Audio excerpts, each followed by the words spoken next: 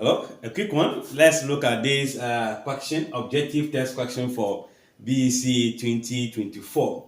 Madam Nancy wants to know which of the teachers in her school is liked best by most of the students.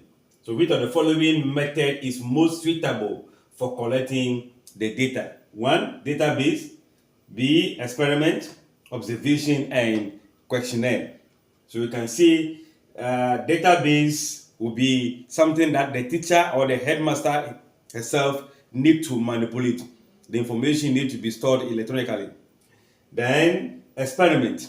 That could also be you are just looking for information from the student pertaining your teachers. So what kind of experiment are you going to conduct? Then observation. If you observe, your observation is going to be based on your preference. Whatever the person is acting, maybe is getting closer to this teacher. If you observe that, you may misconstrue whatever feelings that the child may be having before exhibiting that character. Then questionnaire. Questionnaire has nothing to do with the teacher. It has all things to be done by what? The student. They give them the option to express themselves without really identify themselves. So they can say whatever they want to say without the madam knowing which specific child is making this assertion about this teacher. So the best among them is going to be the questionnaire. That one, it gives the child the chance to express himself or herself concerning the teacher's preference. I guess you understood that concept. Good.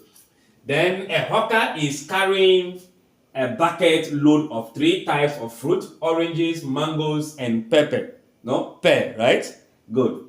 If 2/5 of fruit are oranges and 6 out of 25 mangoes, what percentage of the fruit are preferred to be peared? Now, don't forget, we can find the total of the 3 pairs to be 1. Total fraction is always what? 1. So if we add all of them at a go, we should have 1 as a fraction. So in this case,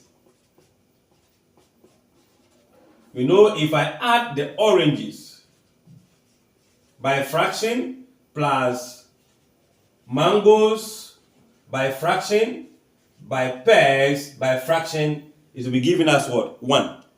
That is the section. All of them. That is all that she is carrying on her head. So knowing the first 2, we can find the last one by just a mere subtraction of their sum from 1. Meaning, if I have this to be 2 out of 5 plus 6 out of 25, let's just say pair represent y equals 1. The fraction for pair represents y. We can see that we can find the LCM of this fraction, which in this case is going to be 25.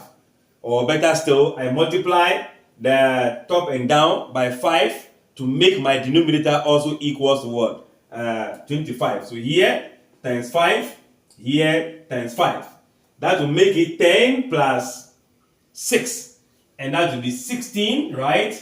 Divided by the same 25 plus y equals 1. So now let's maintain the y, maintain the 1, then transfer the 16 over 25 to the other side. Why is it negative? Because it is positive at the left. When you go to the right, it becomes what? Negative. So from here, we are having our y to be equals to, we know this can also be 25 out of 25. You know, 25 over 25 is 1. I am only mirroring the denominator here. Minus 16 out of 25. So now you can see we have the same base, right? If the same base, we subtract the numerators. Meaning 25 minus 16, I guess that will be 9, right? So 9 out of what? 25. So fraction of pair is going to be 9 out of what? 25. But we are asked to find percentage. So now the percentage will be the fraction times 100. Meaning 9 over 25 times 100%. 25 will go here 1, go here 4. 4 times 9 will give you 36%. Bye-bye.